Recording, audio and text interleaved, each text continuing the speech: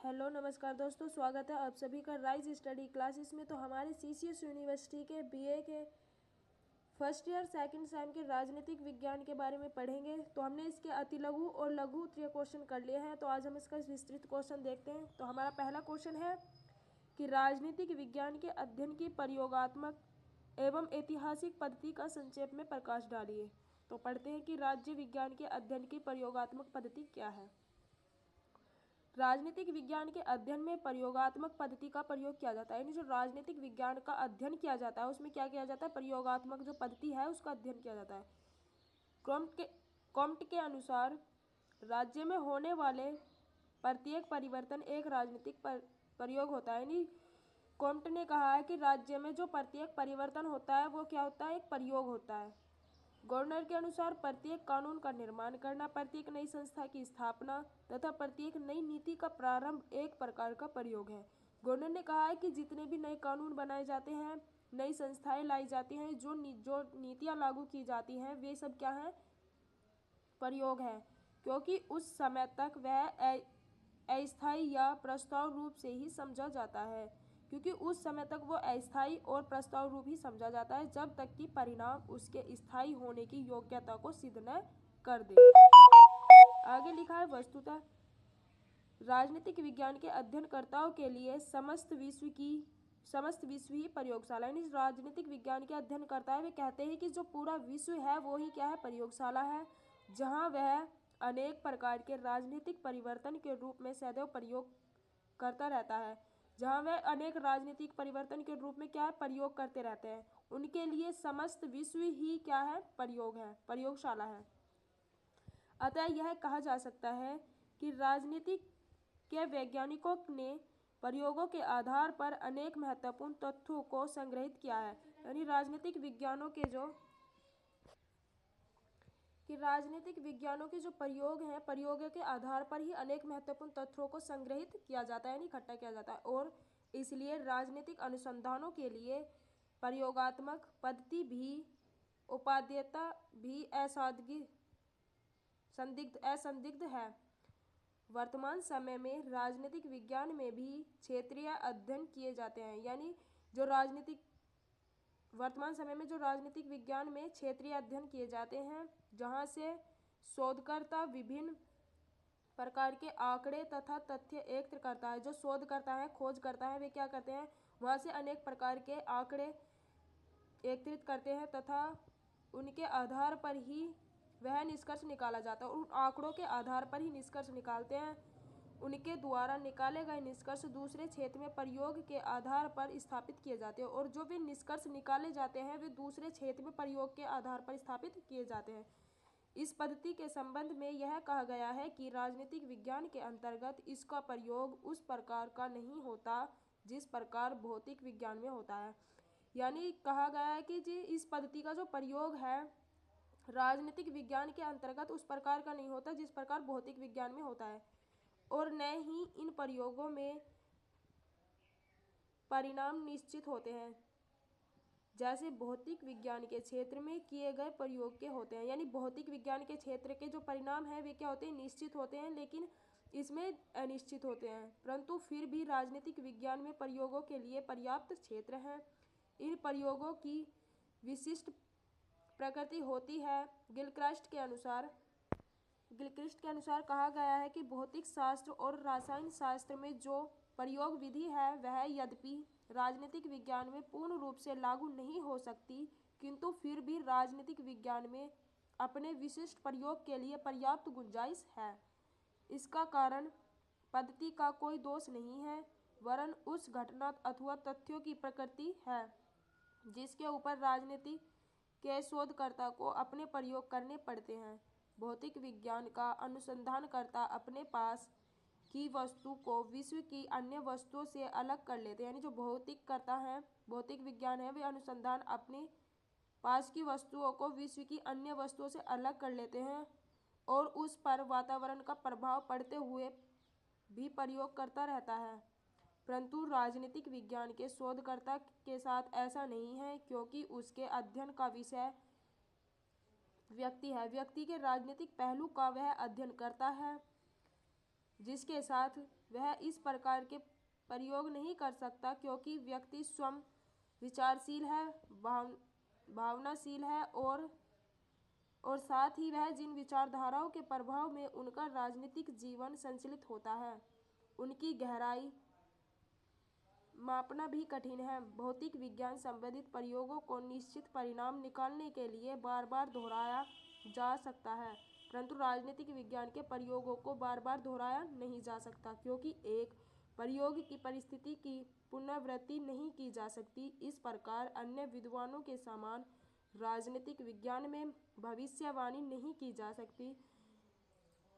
Lord Bryce के अनुसार भौतिक विज्ञान में एक के पश्चात दूसरा प्रयोग उस समय तक लगातार किया जा सकता है जब तक कि अंतिम परिणाम न मिल जाए, परंतु राजनीतिक विज्ञान में हमें जिसे प्रयोग कहते हैं उसे बार बार दोहरा नहीं सकते, क्योंकि हम अवस्था और परिस्थिति को पुनः ठीक पहले रूप से उत्पन्न नहीं कर सकते। भौतिक विज्ञान में भविष्यवाणी सत्य हो सकती है, परंतु राजनीतिक विज्ञान में केवल उसकी संभावना हो सकती है। इस प्रकार राजनीतिक विज्ञान में प्रयोगात्मक पद्धति का प्रयोग सफलतापूर्वक नहीं किया जा सकता, जबकि भौतिक विज्ञान के क्षेत्र में ऐसा किया जा सकता है। आगे पढ़ेंगे। उपयुक्त विवेचनाओं का तात्पर्य यह नहीं है कि प्रयोगात्मक पद्धति का प्रयोग राजनीतिक विज्ञान में नहीं हो सकता। राज्य के क्षेत्र में सभी राजनीतिक परिवर्तन ही राजनीतिक विज्ञान के शोधकर्ताओं के लिए प्रयोग है, जिनके आधार पर वे राजनीतिक संबंधी निष्कर्ष निकाल सकते हैं और इनकी सफलता के साथ साथ शिक्षा ग्रहण कर सकते हैं। 1919 ईस्वी में भारत शासन अधिनियम के अनुसार ब्रिटिश सरकार ने भारत में ब्रिटिश प्रांतों में द्वैध शासन का प्रयोग किया था, जिसके असफल होने के कारण 1935 ईस्वी में उसे निरस्त कर दिया गया। महात्मा गांधी ने अहिंसा के अस्त्र का प्रयोग किया था। अगला क्वेश्चन हम पढ़ेंगे कि व्यवहारवाद के विषय को स्पष्ट कीजिए। व्यवहारवाद की विवेचना कीजिए। क्या है?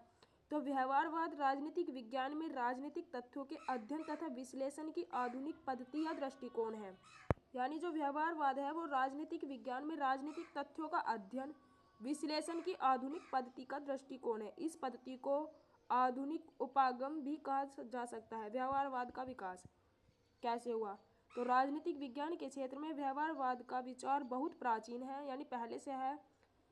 प्लेटो, अरस्तु, मैकियावेली व होब्स के विचारों में भी इसे देखा जा सकता है। व्यवहारवाद की झलक हम जॉन लॉक के विचारों में देखते हैं।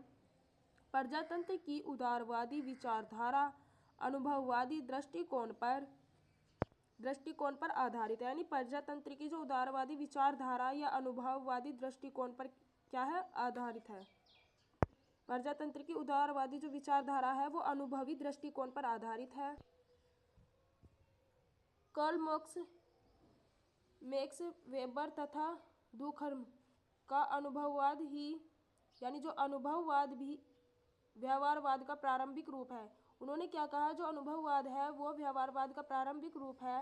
व्यवहारवाद का एक नया विकास 1908 ईस्वी में निम्नलिखित ग्रंथों का प्रकाशन था। ग्राहम बेल्स ने किया था और बेंटले ने किया था। जो ग्राहम बेल ने किया था वो क्या था? ह्यूमन नेचर इन पॉलिटिक्स, यानी राजनीतिक में मानव प्रकृति। और जो बेंटले ने किया था द प्रोसेस ऑफ गवर्नमेंट, यानी शासन की प्रक्रिया। आगे देखते हैं। ग्राहम बेलास ने राजनेताओं के व्यवहार के अध्ययन से बचने के प्रति असंतोष व्यक्त किया और बेंटले ने समूह प्रतिक्रियाओं को वैज्ञानिक अध्ययन करने का तर्क प्रस्तुत किया। 1925 ईस्वी में प्रसिद्ध अमेरिकी विद्वान चार्ल्स ई मेरियल ने अपनी पुस्तक राजनीतिक में नए दृष्टिकोण प्रकाशित किए। इसके परिणाम स्वरूप अनुभववादी के शिकागो संप्रदाय का जन्म हुआ। 1928 ईस्वी में स्टुअर्ट राइस की पुस्तक राजनीतिक विज्ञान में परिणामात्मक पद्धति का प्रकाशन हुआ। यानी 1928 ईस्वी में स्टुअर्ट राइस की जो पुस्तक थी वो क्या थी? राजनीतिक विज्ञान में परिणामात्मक पद्धति। इससे यह विचार कुछ और विकसित हुए। ग्रेट ब्रिटेन में जी.ई.सी. कैटलिन के ग्रंथ राजनीतिक विज्ञान में पद्धति तथा राजनीति के नियमों का अध्ययन में भी यह दृष्टिकोण अभिव्यक्त होता है। अमेरिका के हेराल्ड डी लासवेल के अनुवाद और व्यवहारवाद का प्रतिपादन किया। आगे पढ़ते हैं कि व्यवहारवाद सामाजिक विज्ञानों पर प्राकृतिक विज्ञानों के प्रभाव का परिणाम है। यानी जो व्यवहारवाद है वो सामाजिक विज्ञानों पर प्राकृतिक विज्ञानों का क्या है, परिणाम है। यह राजनीतिक विज्ञान को विशुद्ध विज्ञान बनाने का प्रयास करता है। और ये क्या करता है कि जो हमारा राजनीतिक विज्ञान है उसको विशुद्ध विज्ञान बनाने का प्रयास करता है। परंतु व्यवहारवाद व्यवहारिकता जो व्यवहारवाद है वो व्यवहारिकता से अलग है। व्यवहारिकता एक विशिष्ट शब्द है जिसका अर्थ मानव व्यवहार की शारीरिक और भौतिक व्याख्या है। व्यवहारिकता का क्या अर्थ है कि जो मानव व्यवहार की शारीरिक और भौतिक व्याख्या है। इसका प्रयोग वॉटसन ने किया। उसने ब्रह्म प्रेरकों से जन्मे व्यवहार को ही अध्ययन का आधार बनाया है। प्रयोजन, भावना, इच्छा, संवेग और विचारों का भी वॉटसन के लिए कोई महत्व नहीं था। उसके अनुसार मानव में मस्तिष्क और बुद्धि का कोई महत्व नहीं था और वह पशुवत मान लिया गया था। व्यवहारवादी अपने को इन व्यवहारवादियों में सम्मिलित करने को तैयार नहीं था। व्यवहारवाद व्यवहारिकता से बिल्कुल अलग है। आगे देखते हैं, अपने विकास में व्यवहारवाद अमेरिका में राजनीतिक विज्ञानों के यथार्थवादी एवं अनुभववादी अध्ययन से संबंधित है। अमेरिका की सरकार तथा फोर्ड, केनेगो और रॉकफेलर जैसी संस्थाओं ने सामाजिक विज्ञानों के विकास पर जो करोड़ों डॉलर व्यय किए हैं उनसे यह विचार सर्वव्यापक बन गया है। इसके साथ ही यूरोप में पलायन करके अमेरिका से आए समाजशास्त्रियों का भी महत्वपूर्ण योगदान है, जिसका प्रयोग जीवन की वर्तमान परिस्थितियों के अनुभववादी और मूल्य निक्षेप बन चुका है। सत्य तो यह है कि इन्हीं विद्वानों ने अमेरिका में इस व्यवहारवादी क्रांति को प्रारंभ किया है। हीज यूलाउस के अनुसार राजनीतिक व्यवहार का तात्पर्य केवल प्रत्यक्ष या अप्रत्यक्ष रूप से पर्यवेक्षीय राजनीतिक क्रियाओं से ही नहीं अपितु व्यवहार में उन प्रेरकों तथा भावनाओं घटनाओं से भी है जो व्यक्ति की राजनीतिक मांगों और आशाओं तथा राजनीतिक विश्वासों, मूल्यों और लक्ष्यों को व्यक्त का निर्माण करते हैं। इससे संस्कृति और सामाजिक व्यवस्था भी स्तर सम्मिलित है। अब पढ़ते हैं व्यवहारवाद की विशेषताएं। तो व्यवहारवाद न केवल मानव की बाह्य राजनीतिक प्रतिक्रियाओं एवं गतिविधियों का अध्ययन करता है वरन उसके राजनीतिक विश्वासों, मूल्यों और लक्ष्यों का भी अध्ययन करता है। डेविड ईस्टन के अनुसार देखते हैं। डेविड ईस्टन ने अपने लेख the current meaning of David Easton ने अपने लेख the current meaning of behaviouralism में व्यवहारवाद की निम्नलिखित विशेषताओं का वर्णन किया है। पहला है नियमितताएं व अनियमितताएं। व्यक्ति के राजनीतिक व्यवहार के अध्ययन में हमें नियमितताएं तथा अनियमितताएं दोनों देखने को मिलती है। यानी व्यक्ति का जो राजनीतिक व्यवहार है उसमें हम नियमितता व अनियमितता दोनों देखते हैं। मानव की प्रवृत्ति के अनुरूप ही उसका राजनीतिक व्यवहार सुरक्षित होता है। यानी व्यक्ति की जो प्रवृत्ति है उसके अनुसार ही उसका राजनीतिक व्यवहार क्या होता है, निश्चित होता है। यदि एक ही समस्या के प्रति व्यक्ति के दृष्टिकोण भिन्न भिन्न होते हैं परंतु इन विचारों में कुछ ऐसे समान बिंदु भी निहित होते हैं। यानी व्यक्ति की जो समस्याएं हैं उनके प्रति व्यक्तियों के जो दृष्टिकोण हैं अलग अलग होते हैं परंतु विचार कुछ समान, कुछ विचारों के जो कुछ बिंदु हैं वे समान होते हैं जिनको एकत्रित करके शोधकर्ता निष्कर्ष निकाला जा सकता है। और उन विचार बिंदुओं को एकत्रित करके क्या निकाला जाता है, निष्कर्ष निकाला जाता है। इस विषय के लिए नए सिद्धांतों का निर्माण कर सकते हैं। इन समानताओं को सामान्यकरण व सिद्धांतों के माध्यम से अभिव्यक्त किया जा सकता है। यानी इन समानताओं को सामान्यकरण व सिद्धांतों के माध्यम से क्या किया जा सकता है, अभिव्यक्त किया जा सकता है। इन सिद्धांतों के आधार पर ही मानवीय व्यवहार की व्याख्या तथा भविष्य के लिए संभावनाएं व्यक्त की जा सकती हैं। अगला पॉइंट है सत्यापन। जब शोधकर्ता एक स्थान विशेष से तथ्यों का संग्रह करके सिद्धांतों के निर्माण का प्रयास करता है। यानी जो शोधकर्ता है वो एक स्थान से क्या करता है, विशेष जो तथ्य है उन्हें सिद्धांतों का निर्माण करने का प्रयास करता है तो उसकी सिद्धांतों का परीक्षण दूसरे क्षेत्र में करने की प्रक्रिया को स्थापन कहा जाता है। राजनीतिक व्यवहार के सामान्य परिणाम तथा सिद्धांतों का सत्यापन संभव होता है। यानी जो राजनीतिक व्यवहार के जो सामान्य परिणाम है उनके सिद्धांतों का सत्यापन हो सकता है। सत्यापन के उपरांत संग्रहित तथ्यों में वैज्ञानिकता की मात्रा बढ़ जाती है।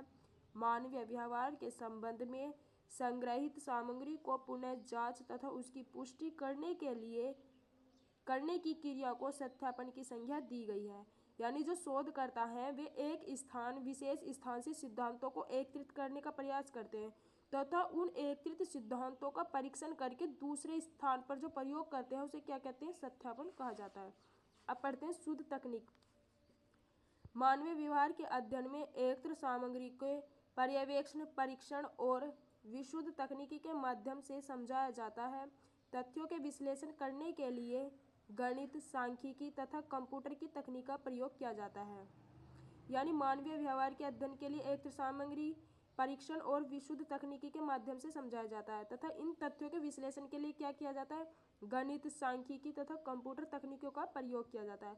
मानवीय व्यवहार का पर्यवेक्षण करते तथा परिणामों को अंकित करने के लिए कठोर शुद्धिकरण तथा साधनों को अपनाया जाना चाहिए। परिशुद्धिकरण की प्रक्रिया ज्ञान को विकासशीलता प्रदान करती है। यानी जो परिशुद्धिकरण की प्रक्रिया है वो ज्ञान को क्या करती है? विकासशीलता प्रदान करती है तथा इसके आधार पर नए तथ्यों को संग्रहित किया जा सकता है। और परिशुद्धिकरण की प्रक्रिया के आधार पर ही क्या किया जा सकता है? नए तथ्यों को संग्रह किया जा सकता है। अगला पॉइंट है परिमाणीकरण। यानी प्रयोजन के दृष्टिकोण से सामग्री का मापन तथा परिमाणीकरण किया जा सकता है। प्रयोजन के दृष्टिकोण से एक तो सामग्री को मापा तोड़ा जा सकता है और उसका परिणाम निकाला जा सकता है। प्राप्त निष्कर्षों के विवरण तथा आधार, सामग्री को लेखबद्ध करके तथा उसमें सुस्पष्टता लाने के लिए माप तथा परिणाम किया जाना आवश्यक है। यानी जो वे निष्कर्ष निकले हैं माप तोड़ सामग्री से जो निष्कर्ष निकाले जाते हैं उनके आधार पर ही उन्हें लेखबद्ध यानी लिखकर स्पष्ट करके माप परिणामीकरण किया जाता है। अर्थात शोधकर्ता को अपने निष्कर्ष को संख्या अथवा प्रतिशत के रूप में व्यक्त करना चाहिए। मापन तथा परिमाणीकरण का यह कार्य शोधकर्ता के लिए तो अनिवार्य है। यानी माप तथा परिमाणीकरण का कार्य जो है शोधकर्ता जो है उनके लिए तो आवश्यक है, साथ ही अन्य प्रयोजनों में भी प्रयुक्त किया जा सकता है। विद्वानों का मत है कि राजनीतिक विकास का मापन संभव है। कुछ राजनीतिक विद्वान हैं जो वे कहते हैं कि राजनीतिक विकास का जो मापन है वो संभव है। लोकतंत्र की सफलता तथा असफलता को प्रतिशत के रूप में व्यक्त किया जा सकता है। जो लोकतंत्र है उसकी सफलता तथा असफलता को क्या किया जा सकता है? प्रतिशत के रूप में व्यक्त किया जा सकता है। अगला पॉइंट है मूल्य निरपेक्षता। यानी व्यवहारवाद में शोधकर्ता के द्वारा व्यक्तिगत मूल्यों को अलग रखा जा सकता है। व्यवहारवाद में जो शोधकर्ता हैं वे व्यक्तिगत मूल्यों को अलग रख सकते हैं जिससे शोध पर शोधकर्ता के विचारों का प्रभाव पड़ सके। वे मूल्यों की दृष्टि से तटस्थ रहना चाहते हैं। वे चाहते हैं कि जो मूल्य है उनकी दृष्टि से अलग रहे। शोधकर्ता को तथ्यों के संग्रहण में इस तथ्य पर विशेष ध्यान देना चाहिए कि उसके मूल्य तथा मान्यताओं का प्रभाव उत्तरदाता के विचारों पर न पड़े। इस संबंध में विद्वानों का मत है कि शोधकर्ता को अपने मूल्यों की घोषणा पूर्व ही कर देनी चाहिए। शोधकर्ताओं को चाहिए कि वे अपने मूल्यों की जो घोषणा है वे पहले ही कर दे, इससे शोध पर व्यक्तित्व मूल्यों का प्रभाव नहीं पड़ेगा। और हम छठी विशेषता पढ़ेंगे क्रमबद्धीकरण। क्रमबद्धीकरण क्या है? इसके अध्ययन क्रमबद्ध तरीके से होता है। यानी इसमें जो अध्ययन है वो लगातार मतलब क्रम वाइज होता है, स्टेप बाय स्टेप। सिद्धांत तथा अनुसंधान के संबंध में क्रमबद्ध ज्ञान को दो ऐसे भागों को समझाया जाना चाहिए। ऐसे दो भाग समझाए जाने चाहिए जो परस्पर संबंध हो। वस्तुतः सिद्धांत एक दूसरे से अपृथकनीय होते हैं। सिद्धांत की अशिक्षित अनुसंधान निरर्थक हो सकता है तथा आंकड़ों से असमर्थित सिद्धांत निरर्थक होता है। क्रमबद्धीकरण के लिए शोधकर्ताओं को विशेष से संबंधित ऐतिहासिक तथ्यों का भी संकलन करना चाहिए जिससे समस्या के विश्लेषण में ऐतिहासिक तथ्यों का समावेश करके विषय में क्रमबद्धीकरण को लाया जा सकते। यानी जो वो कार्य है शोधकर्ता है उन्हें चाहिए कि वो प्रत्येक कार्यों को क्रमबद्ध तरीके से करें, स्टेप बाय स्टेप करें, जिससे उन्हें किसी भी समस्या का सामना न करना पड़े। विशुद्ध विज्ञान। राजनीतिक व्यवहार का अध्ययन विशुद्ध विज्ञान के रूप में करना चाहिए। जो राजनीतिक व्यवहार का अध्ययन है वो विशुद्ध विज्ञान के रूप में करना चाहिए। विभिन्न प्रकार के वैज्ञानिक तकनीकों का प्रयोग करके निष्कर्षों को स्थिति में ले आना चाहिए। और विभिन्न प्रकार के वैज्ञानिक तकनीकी की जो है उनका प्रयोग करके जो निष्कर्ष है उन्हें स्थिति में लाना चाहिए, जिससे वे निश्चित सिद्धांत का रूप धारण कर सके तथा राजनीतिक विज्ञान की प्राकृतिक विज्ञान की श्रेणी में रखा जा सके। और जिससे जो राजनीतिक विज्ञान है उससे काय की श्रेणी में रखा जा सके, प्राकृतिक विज्ञान की श्रेणी में रखा जा सके। सिद्धांतों में निश्चयता, सार्वभौमिकता तथा मैत्रिकता की स्थिति उत्पन्न हो सके। व्यवहारवाद वास्तव में राजनीतिक शास्त्र को विशुद्ध विज्ञान बनाने का प्रयास करता है। जो व्यवहारवाद है वो वास्तव में राजनीतिक शास्त्र को विशुद्ध विज्ञान बनाने का प्रयास करता है। अगली हेडिंग है समग्रता। तो समस्त सामाजिक विज्ञान एक है और उनके सिद्धांतों का प्रयोग एक दूसरे में हो सकता है। यानी जो पूरा सामाजिक विज्ञान है वो एक है और उसके सिद्धांतों का जो प्रयोग है वो एक दूसरे में हो सकता है। मानव की एक गतिविधि का प्रभाव दूसरी गतिविधि पर पड़ता है। जो मानव की एक गतिविधि है उसका प्रभाव काय पर पड़ता है, दूसरी गतिविधि पर पड़ता है। मानव के सामाजिक, राजनीतिक, आर्थिक, धार्मिक तथा सांस्कृतिक पक्षों को अलग अलग नहीं किया जा सकता। जो मानव के सामाजिक है, राजनीतिक, आर्थिक, धार्मिक और सांस्कृतिक पक्ष हैं, हम उन्हें अलग नहीं किया जा सकता। किसी भी समस्या के समाधान के लिए मानव के जीवन के सभी पक्षों में सामंजस्य स्थापित करना आवश्यक है। और जैसे कोई भी समस्या है उसका समाधान निकालने के लिए मानव के सभी सामंजस्यों को स्थापित करना आवश्यक है।